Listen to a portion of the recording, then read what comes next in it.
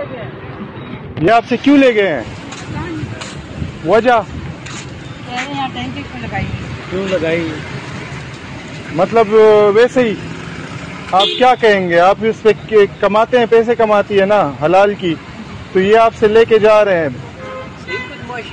ये तो इस्लामाबाद I8 में, ये देखें मरकज में, मेन मरकज में हमारी बहन यहाँ पे मतलब कि अपने लिए रिज़्क कमाने कि बिजली का बिल नहीं पे कर सकते कोई। इतनी महंगाई है कि अपने लिए एक वक्त का खाना नहीं ले सकता बंदा। अगर ये हलाल तरीके से अपने लिए पैसे कमा रही है तो उस पर इन्होंने गुब्बारे उठा दिए हैं। ना PTI कलर के भी नहीं है कि PTI के रंग के हो तो चलो वो उठा ले। तो आप क्या क्या अपील करेंगी? आप हमारे तो बच्चों के लिए तो लेके चले गए हैं। ये रोज लेके जाते हैं या आज लेके? मना करते हैं, फिर क्या करें, कमाते हैं फिर ले जाते हैं ऐसे। ये I9 पुलिस स्टेशन की गाड़ी थी यहाँ पे अभी, और मेरे ख्याल से सही किफ़ायत थे। मैं उनके शक्ल को जानता हूँ, ये वीडियो में शायद वो ना आए हो, लेकिन ये देखें, ये इस मुल्क का निज़ाम है, ये इस मुल्क का गरीब इस तरह रुल रहा है।